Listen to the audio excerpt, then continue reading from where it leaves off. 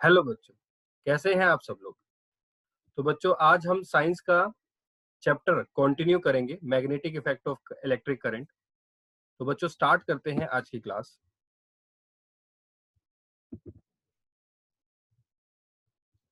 तो बच्चों आज की क्लास हमारी इलेक्ट्रोमैग्नेट के टॉपिक से स्टार्ट होगी। तो स्टार्ट करते हैं इस टॉपिक को।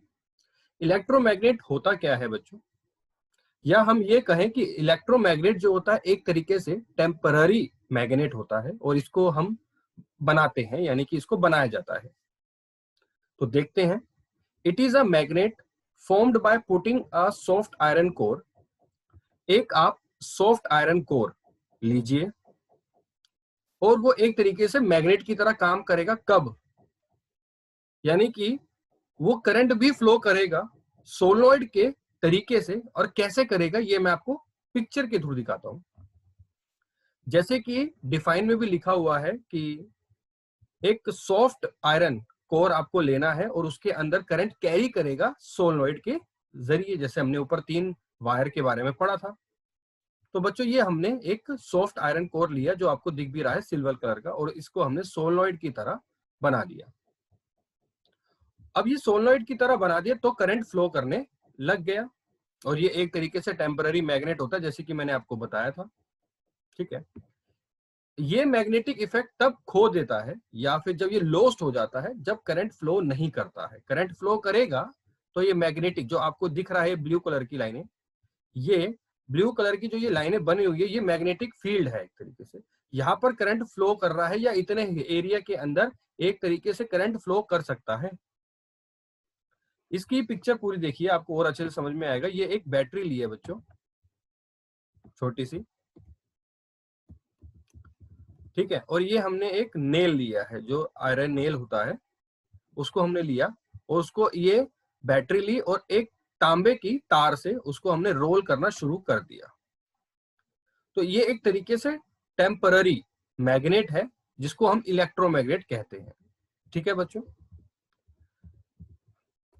आगे इलेक्ट्रोमैग्नेट या sorry magnetic force on a current carrying wire. अब मैग्नेटिक जो फोर्स होता है वो करंट को कैरी करता है वायर के अंदर, या मैं एक बात कहूं कि ट्रांसपोर्ट करने में मदद करता है करंट को ये मैग्नेटिक फोर्स।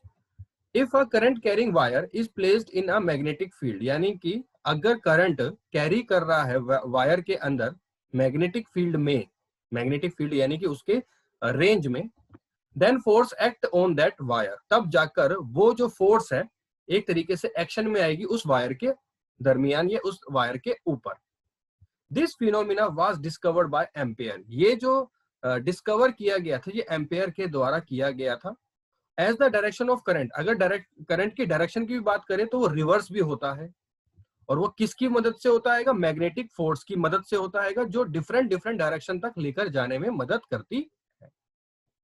ठीक है बच्चों, आगे अब ये देखो बच्चों, एक तरीके से ये करंट कैरी भी कर रहा है। ये रोड है पूरी की पूरी, आपने ये देख रहे हो, ये करंट कैरी करने का ही पूरा का पूरा एक स्ट्रक्चर बना हुआ है।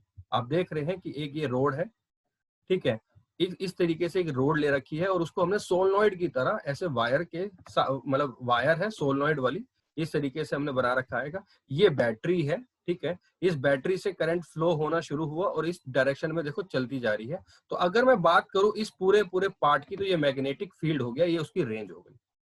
ठीक है बच्चों, अब इसमें मैं कुछ आपको चीजें बताता हूं, कुछ प्रॉपर्टीज हैं।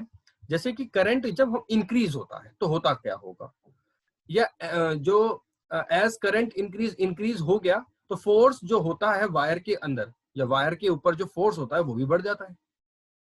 ठीक है, as length of the wire increase, अगर मैं वायर की लेंथ को बढ़ा दूं तो क्या होगा? तो फोर्स बढ़ जाएगी, यानी कि वैल्यू ऑफ फोर्स जो होगी वो इंक्रीजेस हो जाएगी। और अगर मैं मैग्नेटिक फील्ड को बढ़ा दूं तो क्या होगा? तो more force acting on wire, तो ज्यादा से ज्यादा फोर्स लगना शुरू हो जाएगा वायर के ऊपर। और direction of force depend on the direction of current, यानी कि करंट जो डायरेक्शन जो होती है फोर्स की, वो हमेशा करंट की डायरेक्शन के ऊपर और मैग्नेटिक फील्ड के ऊपर डिपेंड होती है। अब जो ये 4 बातें मैंने आपको बताई हैं ये बहुत ध्यान में रखने वाली हैं, इसलिए इसको बोल्ड कर दीजिए। ठीक है, ये आपको ध्यान में रखने के लिए ही बताई गई हैं और इसको मैंने इसी वजह से बोल्ड भी कर दिया है। ठीक है, अब हमने ऊपर एक राइट हैंड थंब रूल पढ़ा था, इस तरीके से वो था। अब इसमें ये साफ साफ बताया भी गया है कि आपको ये लेफ्ट हैंड इस तरीके से अरेंज करना है जो आपकी ये छोटी छोटी चीजें दर्शाएं। अब देखो जैसे कि ये मैग्नेट, बार मैग्नेट है, ठीक है, ये नॉर्थ साइड है और ये साउथ साइड है। नॉर्थ पोल साउथ पोल जो कि एक दूसरे को अट्रैक्ट करेंगी, अदरवाइज वो क्या हो जाएगा, रेपल हो जाएगा, एक दूसरे से दूर हो जाएंगी। अब इस केस के अंदर क्या है, right hand sorry left hand thumb rule के अंदर क्या है बच्चों, जो ये एक हमने वायर ले रखी है या एक हमने रोड ले रखी है, ये रोड में जो ये थंब है ये क्या, ये फोर्स की डायरेक्शन को बता रहा है कि यहाँ पर फोर्स अप्लाई हो रहा है, डायरेक्शन बता रहा है। और ये वाला जो डायरेक्शन है, ये वाला जो हमारा है, ये मैग्नेटिक फील्ड है। और जो ये वाली फिंगर है ये हमारी डायरेक्शन ऑफ करंट है, यानी कि ये वाली फिंगर जो है ये करंट की डायरेक्शन को बता रही है। अब इसको हम एक बार और पढ़ते भी हैं। Arrange your finger of left hand, left hand के फिंगर्स को आपको इस तरीके से अरेंज करना है जहां पर फोर फिंगर का जो पॉइंट है वो आपको मैग्नेटिक फील्ड शो करे, डायरेक्शन दे उसकी, और जो सेंटर फिंगर है वो आपकी करंट की डायरेक्शन को शो करे, और जो आपका थंब है वो आपको शो करे फोर्स या फिर मोशन। इस तरीके से आपको लाइव लेफ्ट हैंड का जो स्ट्रक्चर है अपनी फिंगर्स का, इस तरीके से आपको अरेंज करना होता है। ठीक है बच्चों, इलेक्ट्रिक मोटर सबसे इंपॉर्टेंट होती है किसी भी मैकेनिकल सॉरी इलेक्ट्रिक चीज को चलाने के लिए। अब जो इलेक्ट्रिक मोटर है ये रोल किस चीज का प्ले करती है, इलेक्ट्रिक मोटर एक ऐसा डिवाइस है जो इलेक्ट्रिक एनर्जी को कन्वर्ट कर देता है मैकेनिकल एनर्जी में, जो यूजफुल होता है हमारे लिए, और इस तरीके से इलेक्ट्रिक मोटर हमको दिखाई देती है। अब ये सारी चीजें जो है छोटी छोटी, इसके अंदर लेबलिंग भी हो रखी है, तो एक बार इसको देख लेते हैं बच्चों। ये रोड है, ये एक तरीके से एक्सल है, ठीक है, ये ब्रशेस है, ये वाला जो ब्राउन कलर का आपको दिख रहा है ये ब्रशेस है, ठीक है, और ये आप देख रहे होंगे ये बीच में एक टूटा हुआ है, यानी कि ब्रेक हुआ पड़ा है, नोट टूटा हुआ है, ये ब्रेक हुआ पड़ा है, इसको बोलते हैं स्प्लिट रिंग। ठीक है, यानी कि पूरे तरीके से ये ज्वाइंट नहीं है, ये स्प्लिट है। और इस स्प्लिट का क्या फायदा होगा ये भी मैं आपको बताऊंगा। यानी कि ये इस तरीके से रिंग बना रखा है कि दोनों एक दूसरे से यहाँ पर कनेक्ट नहीं हो रहे हैं। चलो, और ये वाला वो बार हो गया, मैग्नेट हो गया नॉर्थ, और ये साउथ हो गया। ठीक है, ये पूरा कॉइल हो गया, ABCD ये कॉइल हो गया। ठीक है, तो ये ब्रशेस हो गई, एक्सल हो गया, बैटरी हो गई, ये पॉजिटिव ये नेगेटिव। चलो अब आगे बढ़ते हैं, इसको प्रिंसिपल थोड़ा सा इसका देख लेते हैं।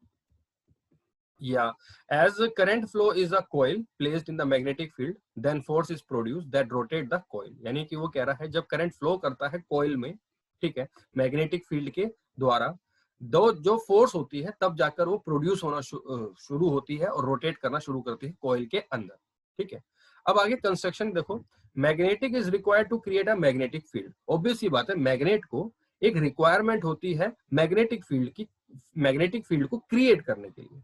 और जो ABCD ऊपर मैंने आपको बताया वो कॉइल है और लूप है। लूप यानी कि एक जो वायर होती है हमारी सेकंड कैटेगरी की, और एक स्प्लिट रिंग है जो अटैच हुआ है रेक्टेंगुलर लूप के साथ। देखें, ये देखो मैं आपको दिखा भी देता हूँ, ये जो चीज तो ये रेक्टेंगुलर कॉइल है, इसके साथ अटैच हुआ है ये स्प्लिट रिंग। देखो जैसे देख रहे हैं, एक ये वाले पॉइंट के साथ, एक ये वाले पॉइंट के साथ, देखो ऐसे अटैच होके जा रहा है। ये कॉइल जो है इस स्प्लिट रिंग के साथ अटैच हो रखा है, ध्यान से समझ लीजिए। ठीक है, ये बहुत इंपॉर्टेंट है, एग्जाम्स में भी आता है। कई बच्चे स्प्लिटिंग करना छोड़ देते हैं जिसकी वजह से गलत हो जाता है। ठीक है, split ring are attached to the rectangular loop, they are also called the commutator. यानी कि जो स्प्लिट रिंग है ये, इसको हम कम्यूटेटर भी बोलते हैं। ठीक है, कम्यूटेटर क्या काम करता है? कम्यूटेटर जो होता है एक ऐसा डिवाइस होता है जो करंट की फ्लो को रिवर्स लाने में, यानी कि जैसे एक ये देखो ऐसे घूमा, मैं आपको यहाँ पर दिखा देता हूँ, ये ऐसे घूमा। अब ऑब्वियस सी बात है ये ऐसे तो नहीं चल सकता, बार बार एक ही कॉन्टिन्यूसली वे में रोटेट तो नहीं कर सकता क्योंकि स्प्लिट हुआ पड़ा है, तो वो वापस रिवर्स कर देता है। ये मदद करता है कम्यूटेटर यानी कि स्प्लिट रिंग। ठीक है बच्चों, brushes touch the split ring, ये इस तरीके से बनाया गया है कि जो ब्रशेस है वो टच करे स्प्लिट रिंग के साथ। और battery is connect across the brushes, और जो ब्रशेस के आसपास है वो बैटरी से कनेक्ट रहे जिससे कि करंट फ्लो होता रहे, क्योंकि बैटरी ही जो है वही तो करंट फेंकेगी, लेकिन वही तो करंट फ्लो करेगी। अब इसकी वर्किंग देख लेते हैं। ड्यू टू बैटरी, यानी कि उसका क्या मतलब वर्क कैसे करती है बैटरी के जरिए due to battery current flow करती है लूप में मैग्नेटिक फील्ड में, जो क्योंकि वही मैग्नेटिक फील्ड यानी कि रेंज में। फिर मैग्नेटिक फील्ड जो होता है वो अप्लाई करता है फोर्स को लूप के ऊपर, तब जाकर वो रोटेट करना शुरू होता है, तब जाकर इलेक्ट्रिक एनर्जी जो है वो कन्वर्ट होती है मैकेनिकल एनर्जी में। ठीक है, ये जो बातें मैं सारी आपको बोल रहा हूँ स्पष्ट रूप से आपके सामने दिख भी रही है। But for loop to rotate continuously in one direction, एक ही डायरेक्शन के अंदर वो रोटेट होती रहती है। लूप जो होता है वो एक ही डायरेक्शन के अंदर कॉन्टिन्यूसली रोटेट करता रहता है, तो कि direction of force on wires should keep changing after every half revolution, यानी कि आधा रास्ता कंप्लीट करने के बाद वो अपना डायरेक्शन बदल लेती है। दिस इज अचीव, ये किस वजह से अचीव हो सकता है? Is just because split ring, क्योंकि स्प्लिट रिंग है इसी वजह से वो रोटेट होना या रिवर्स होना शुरू हो जाता है। They facilitate the change in direction of current, यही एक ऐसी चीज है जिसकी वजह से करंट की जो डायरेक्शन है वो बदल जाती है। Reversal of direction of current reverse the direction of force is acting on the coil, यानी कि ये सब चीजें कहां पर होती है कि सारी की सारी कॉइल के ऊपर। The change in direction of force push the coil, उसी तरीके से जो चेंज इन डायरेक्शन होती है कि फोर्स की, वो पुश करती है, धकेलती है कॉइल को, एंड अनदर हाफ टर्न, तब जाकर दोबारा से हाफ टर्न वापस वो रिवर्स के रूप में करती है। ठीक है, this help is continuously rotation of coil, जिसकी वजह से या जिसकी मदद से जो कॉइल का जो रोटेशन है वो कॉन्टिन्यूसली चलता रहता है, या करंट जो है वो कॉइल के ऊपर कॉन्टिन्यूसली रोटेट करता रहता है। ठीक है बच्चों, ये वर्किंग थी हमारी इलेक्ट्रिक मोटर की। अब हम बात करेंगे कमर्शियल मोटर की। कमर्शियल मोटर जो होती है वो मोर पावरफुल होती है, वो इस तरीके से बनाया गया हुआ होता है स्ट्रक्चर कमर्शियल मोटर का कि वो पावरफुल रहे, स्पीड में जो इलेक्ट्रिसिटी है वो स्पीड में जाए। ठीक है, और जो मोटर होती है is so obtained is called the commercial motor, तभी हम उसको कमर्शियल मोटर कहते हैं क्योंकि उसके अंदर पावर ज्यादा होती है as compare to other motors. ठीक है, it can be done in this ways, किस जरिए से होता है? लूप के नंबर्स को बढ़ा देते हैं। लूप जो होता है वो बाउंड होता है चारों तरफ सॉफ्ट आयरन कोर के, और इलेक्ट्रोमैग्नेट जो होती है वो इस्तेमाल करती है कि स्ट्रॉन्गर मैग्नेटिक फील्ड को। ठीक है बच्चों, ये तीन तरीके हैं। उसके आगे हम पढ़ेंगे इलेक्ट्रोमैग्नेटिक इंडक्शन।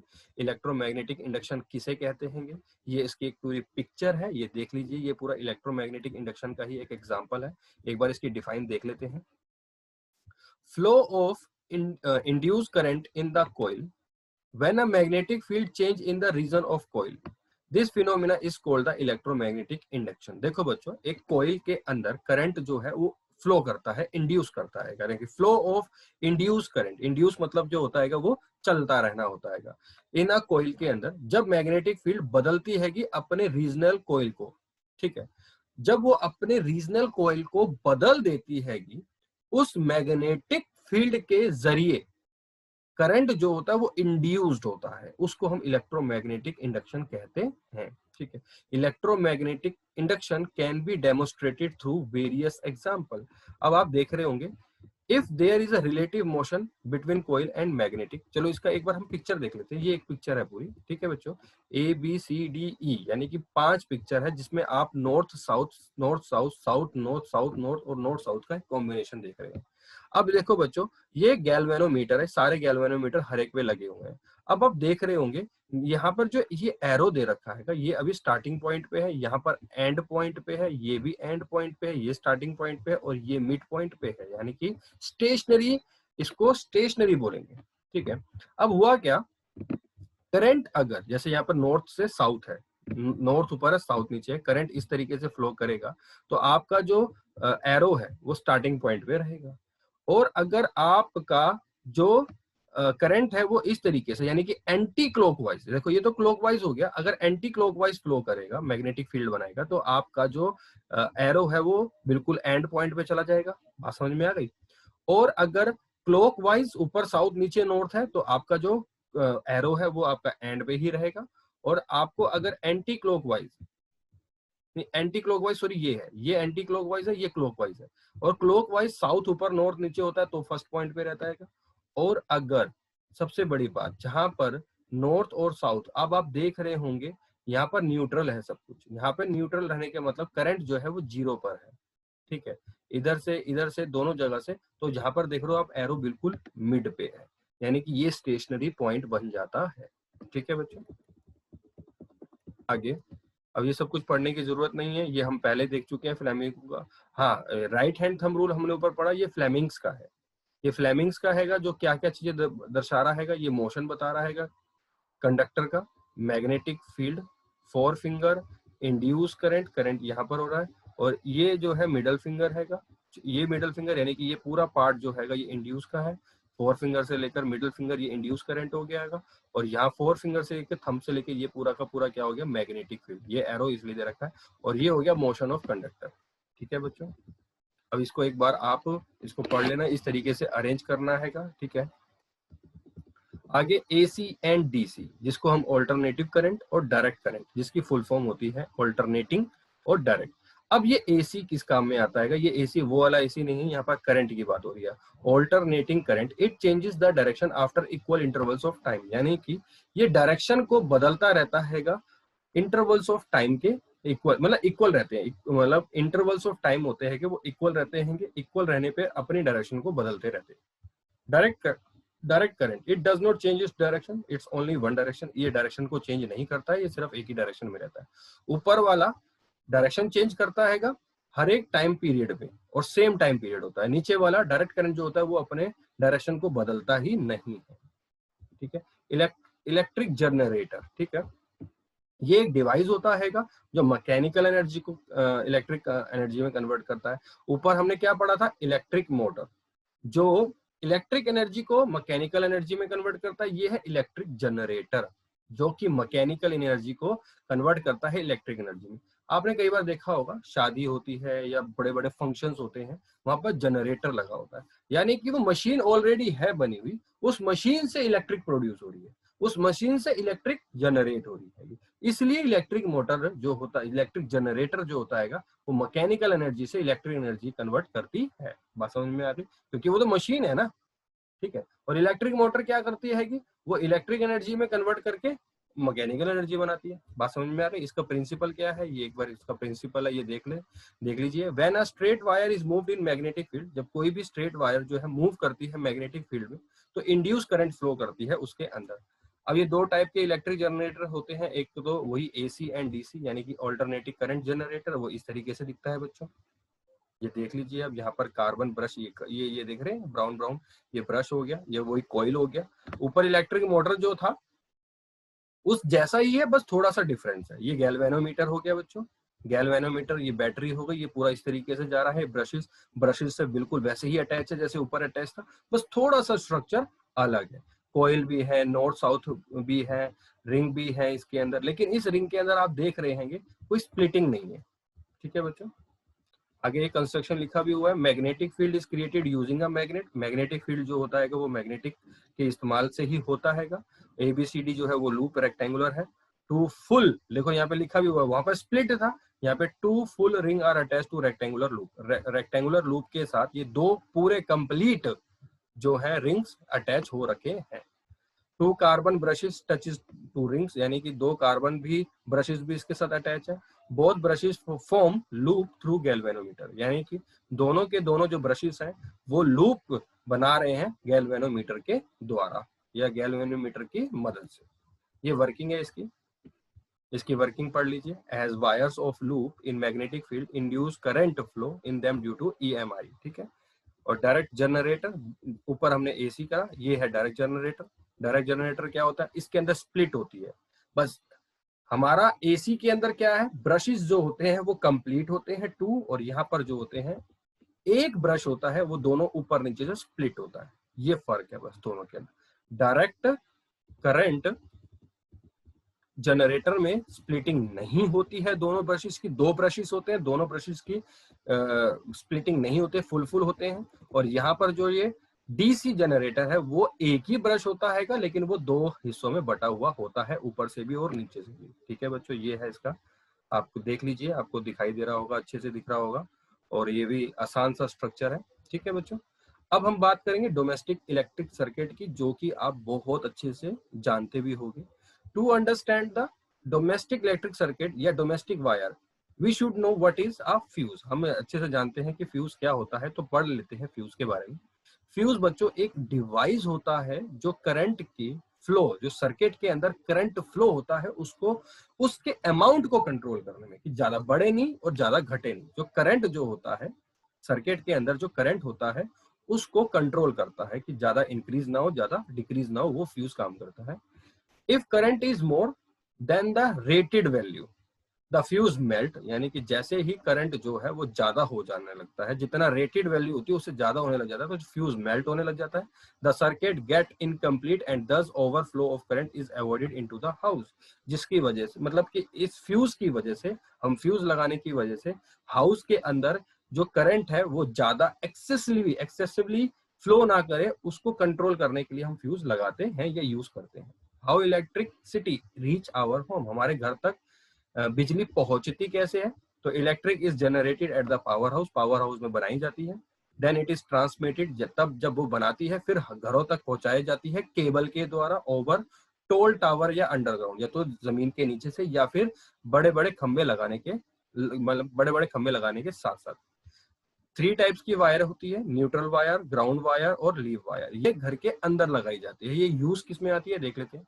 न्यूट्रल वायर बच्चों ब्लैक इन कलर में होती है, ग्राउंड वायर ग्रीन कलर की होती है, लीव वायर रेड कलर की होती है। आपको अच्छे से 3 वायर घर में देखे हुए होंगे। ब्लैक इन कलर की जो न्यूट्रल वायर होती है वो वेरी लो पोटेंशियल होती है, वो 0 वॉट की होती है।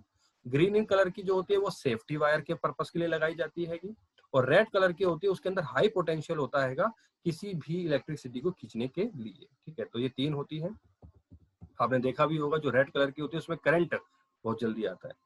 The potential difference leave wire and ground wire is about 2020 volt, यानी कि जो पोटेंशियल डिफरेंस होता है लीव वायर और ग्राउंड वायर के बीच का वो 220 वॉट का होता है। ठीक है बच्चों। Live wire, neutral wire reach to meter boxes through main fuses, main fuses के जरिए जो है लीव वायर, न्यूट्रल वायर जो है वो मीटर बॉक्स पर पहुंचती है। मेन फ्यूज की लिमिटेशन होती है सप्लाई ऑफ करंट, मतलब कि करंट को सप्लाई करने के लिए घर के अंदर। ठीक है, जो मेन फ्यूज होता है वो घर के अंदर सप्लाई देती है इलेक्ट्रिसिटी को, और मीटर बॉक्स जो है रिकॉर्ड करता है कि कितनी इलेक्ट्रिसिटी है हमने पर यूनिट यूज कर ली है टाइम के पीरियड, फिर हमारा बिल जनरेट होके आता है, तो आपको अच्छे से पता ही है। ठीक है, और वो जो मीटर बॉक्स होता है वो कनेक्ट होता है डिस्ट्रीब्यूशन बॉक्स के साथ, जैसे कि हमारा एनडीपीएल है उसके साथ वो कनेक्ट होता है, जो कि बिजली भेजता है और बिजली का बिल भी भेजता है। ठीक है, from the distribution box 2 pair of live wire neutral wire, उसके साथ डिस्ट्रीब्यूशन बॉक्स एक बड़ा सा होता है उसके साथ अटैच होता है।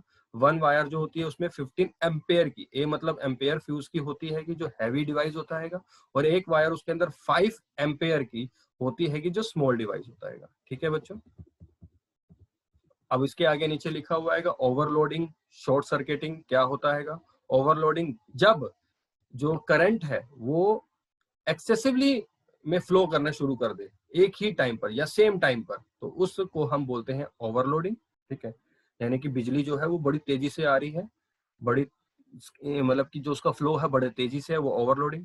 अब शॉर्ट सर्किट क्या होता है व्हेन लीव वायर और neutral wire come into contract, जब लीव वायर और न्यूट्रल वायर दोनों एक दूसरे के टच में आती है, कनेक्ट में आती है, तो कुछ इंसुलेशन ऑफ वायर, यानी कि कुछ कनेक्टेड होता है। जब भी आपने कभी बार देखा होगा कि मतलब आवाज आई है ब्लास्ट की या फटक की आवाज आई है या कुछ चिंगारी सी निकली है, तो वो तभी निकलती है जब लीव वायर और न्यूट्रल वायर आपस में कनेक्ट करती है, तो उसको हम बोलते हैं शॉर्ट सर्किट। कभी कभार आपने देखा होगा घर की लाइट एकदम से चली जाती है, आवाज आती है और सबकी आ रही होती है, हमारी नहीं आ रही होती, तो वो शॉर्ट सर्किट हो जाता है। ठीक है बच्चों। Insulation of wire can be damage due to, किस किस वजह से इंसुलेशन जो होता है, इंसुलेशन का जो वायर होता है वो डैमेज हो जाता है। एक तो इंसुलेशन जो है ओवर टाइम ब्रेक हो जाता है, और हीटिंग की वजह से अगर एक्सेसिवली हीटिंग होने लग जाए तो इंसुलेशन जो होता है वो डैमेज हो जाता है। ठीक है बच्चों। उसके बाद if an insulation break of live wire की इंसुलेशन जब ब्रेक हो जाए, और वो जब मेटेलिक बॉडी, यानी कि किसी भी मेटेलिक बॉडी अप्लायंसेस के कांटेक्ट में आ जाए, तो वो बहुत डेंजरस बन जाता है, जिसकी वजह से आग लगने का भी डर होता है। Ground wire is connected to a large metallic plate. ठीक है, ग्राउंड वायर जो होती है वो कनेक्ट होती है एक बड़ी मेटेलिक प्लेट के साथ, जो अर्थ के बहुत ही ज्यादा, मतलब बहुत ही ज्यादा तो नहीं, अर्थ के अंदर, अर्थ के नीचे, मतलब घर के आसपास, घर के अर्थ के नीचे वो लगा दी जाती है। ठीक है, उसको ग्राउंड वायर बोलते हैं। If leaf wire comes into contact with metallic of an appliances, it can be very dangerous. ये बातें ध्यान रखने की है, ऊपर लिखा भी हुआ है। On touching the body we can get electric shock, जैसे ही हम उसकी बॉडी को टच करते हैं तो इलेक्ट्रिक शॉक लगता है। But if ground wire touches the metallic wire, और अगर ग्राउंड वायर जो होती है वो मेटेलिक बॉडी के साथ, मेटेलिक बॉडी अप्लायंसेस के साथ जब कांटेक्ट में आती है, तो any current through live wire flow through ground wire, it does not flow through our body, वो हमारी बॉडी के अंदर नुकसान नहीं पहुंचाती है। ठीक है बच्चों, एक नोट है, ground wire goes to all appliances having metallic body, यानी कि जितने भी अप्लायंसेस होते हैं ग्राउंड वायर के, वो मेटेलिक बॉडी के ही बने हुए होते हैं या उनके पास मेटेलिक बॉडी होता है। ठीक है बच्चों, तो ये था हमारा चैप्टर जो कि आज होता है पूरे तरीके से वाइंड अप। ठीक है, अगर आपको किसी तरीके की कोई प्रॉब्लम बची है या कोई प्रॉब्लम आपको लग रही है तो मेरे से जरूर डिस्कस करिएगा। ये चैप्टर हमारा खत्म हो चुका है, बाकी नेक्स्ट क्लास में मिलते हैं न्यू चैप्टर के साथ। उससे पहले हम इसकी प्रॉब्लम भी सॉर्ट आउट करेंगे अगर निकलेगी तो, और कुछ हम प्रैक्टिस में क्वेश्चन भी करेंगे।